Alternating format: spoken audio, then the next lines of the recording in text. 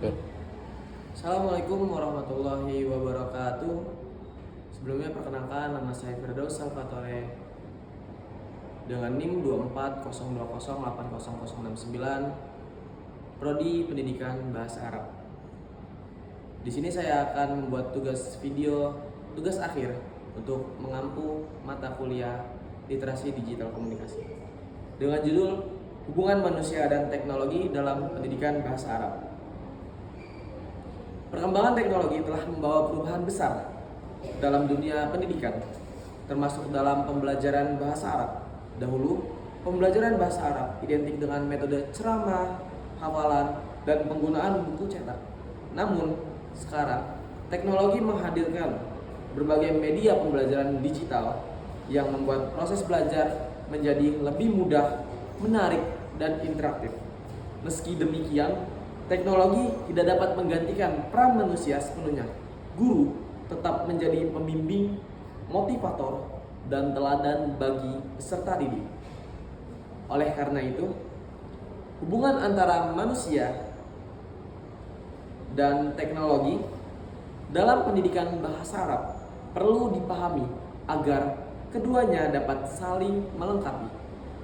Pada video ini, saya akan membahas tentang pengertian hubungan manusia dan teknologi, peran teknologi dalam pendidikan bahasa Arab, dampak positif dan negatif teknologi, serta bagaimana sih cara memanfaatkan teknologi secara bijak dalam pembelajaran bahasa Arab. Di hubungan manusia dan teknologi adalah keterkaitan antara manusia sebagai pengguna teknologi, sebagai alat bantu juga dalam kehidupan manusia, termasuk dalam bidang pendidikan. Dalam pendidikan bahasa Arab, manusia berperan sebagai pengajar, pembimbing, dan pengendali pembelajaran. Teknologi berfungsi sebagai media, sarana, dan alat pendukung pembelajaran. Artinya, teknologi membantu kita sebagai manusia untuk mempermudah proses belajar, tetapi teknologi tetap membutuhkan kita juga sebagai manusia agar dapat digunakan dengan tepat. Contohnya, seperti kita seorang calon guru menggunakan proyektor untuk menampilkan materi mufrodat. Lalu contoh selanjutnya seperti mahasiswa menggunakan aplikasi Kamus Arab Digital untuk mencari kosakata. Dan contoh selanjutnya lagi, peserta didik belajar istimak, belajar keterampilan mendengar melalui video YouTube berbahasa Arab. Dari contoh tersebut terlihat bahwa teknologi menjadi pendukung, sedangkan manusia tetap menjadi pusat pembelajaran. Nah, perkembangan teknologi membuat pembelajaran bahasa Arab mengalami perubahan yang cukup signifikan. Dahulu, pembelajaran hanya menggunakan papan tulis dan buku, materi terbatas pada apa yang dijelaskan guru, lalu latihan mendengar bahasa Arab ya sulit dilakukan karena tidak ada video ataupun media teknologi yang dapat membantu.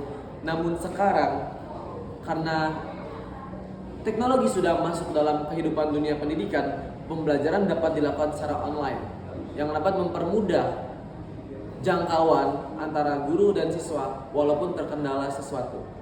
Tersedia aplikasi pembelajaran bahasa Arab banyak sekali di Play Store, App Store, ataupun di website tentang pembelajaran bahasa Arab. Lalu banyak video, podcast, dan media interaktif berbahasa Arab yang dapat membantu siswa maupun mahasiswa lebih mendalami pembelajaran bahasa Arab dengan mudah.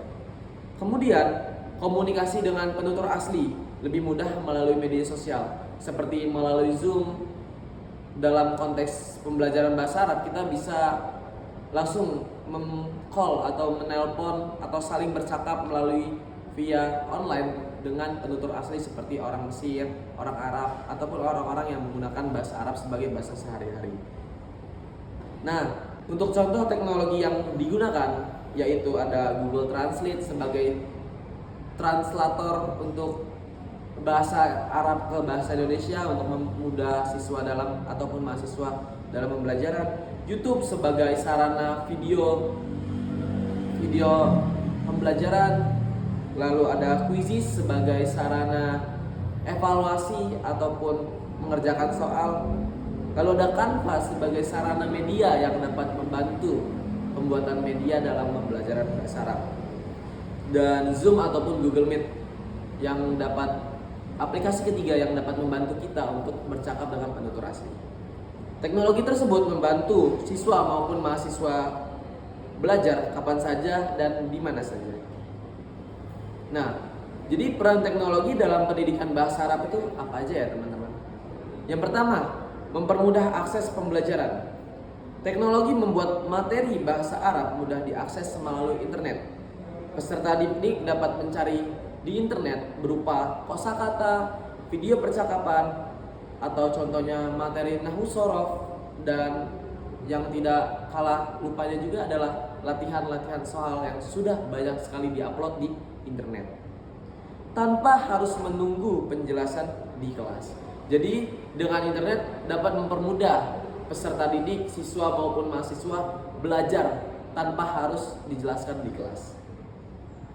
Yang B atau yang kedua, meningkatkan minat belajar. Nah, media pembelajaran digital yang menarik membuat pembelajaran pun lebih menarik.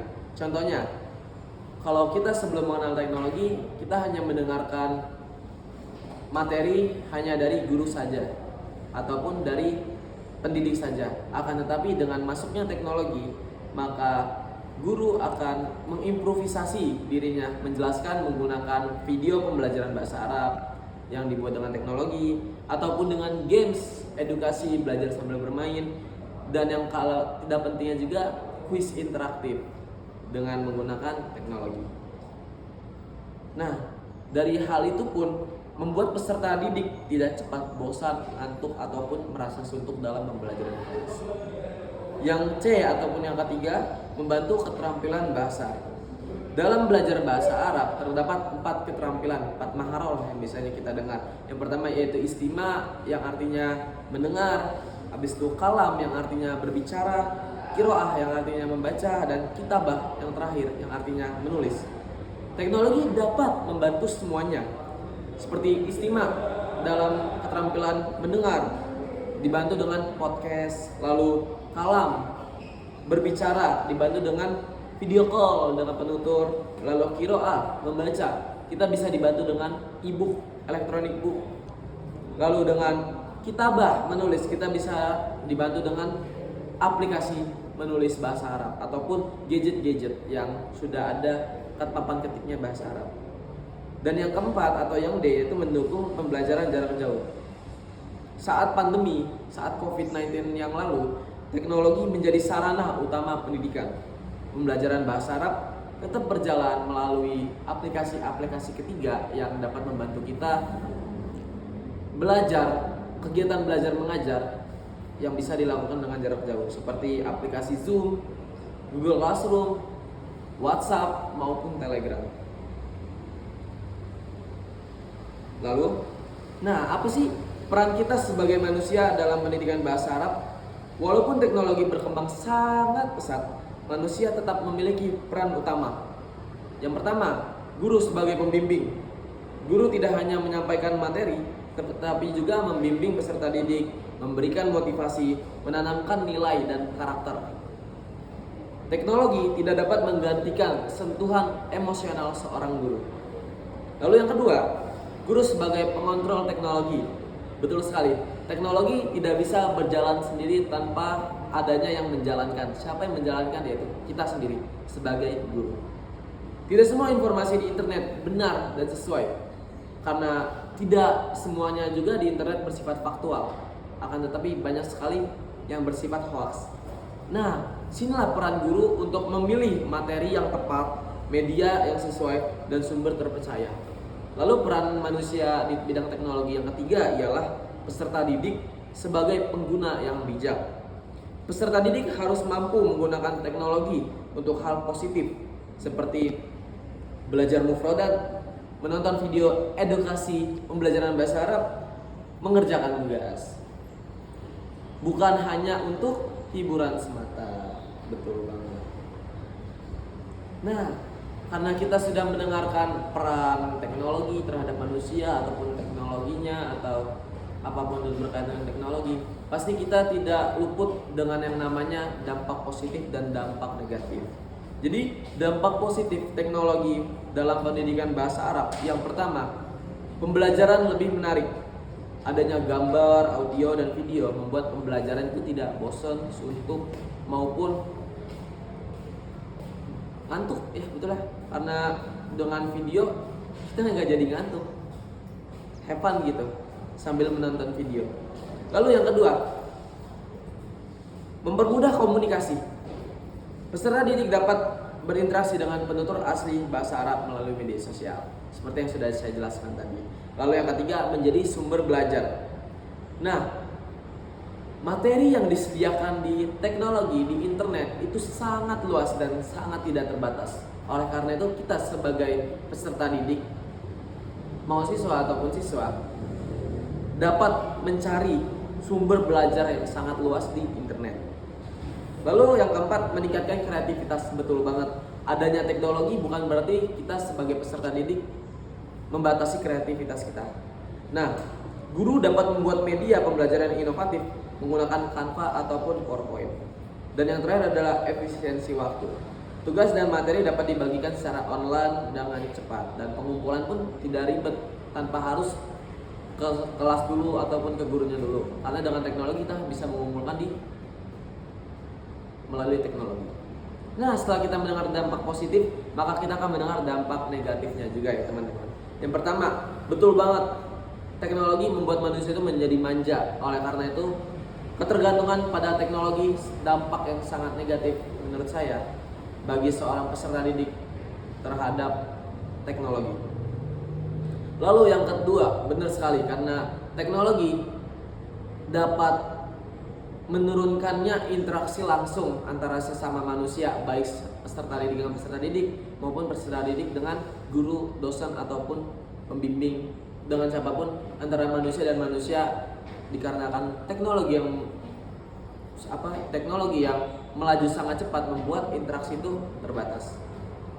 Lalu yang ketiga ada distraksi media sosial. Nah, saat belajar menggunakan handphone, peserta didik bisa terganggu oleh notifikasi media sosial, gamenya, ataupun ya dengan menggunakan teknologi dia bisa terdistraksi yang ada di teknologi tersebut.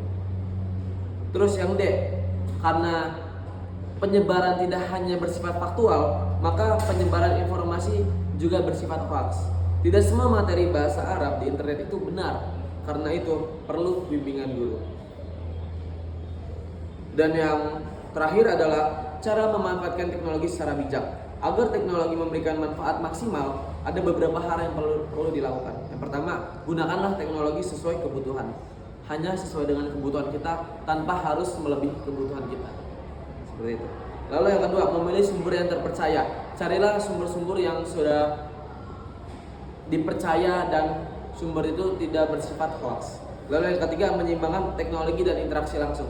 Jadi kita tidak berkelut terus di teknologi, akan tetapi kita pisahkan kehidupan kita, yaitu kehidupan bersama teknologi, dan tetap interaksi langsung terhadap manusia. Dan yang keempat, kembangkan kreativitas. Jadi kesimpulannya, sebelum saya tutup, saya akan memberikan kesimpulan yang sudah saya jabarkan tadi. Hubungan manusia dan teknologi dalam pendidikan bahasa Arab adalah hubungan yang saling melengkapi. Teknologi membantu mempermudah proses pembelajaran, meningkatkan minat belajar, betul banget, dan memperluas akses informasi. Namun, manusia tetap memiliki peran utama sebagai pembimbing, pengontrol, dan penanam nilai dalam pendidikan. Oleh karena itu, teknologi harus digunakan secara bijak agar dapat memberikan manfaat yang maksimal bagi pembelajaran bahasa Arab. Dengan kerjasama antara manusia dan teknologi, pendidikan bahasa Arab dapat menjadi lebih efektif, menarik, dan sesuai dengan perkembangan zaman. Betul banget. Terima kasih. Mohon maaf apabila ada kesalahan kata dan kekurangan dari saya. Saya tutup penjelasan saya hubungan manusia dan teknologi dalam pendidikan bahasa Arab. Saya akhiri, wassalamualaikum warahmatullahi wabarakatuh.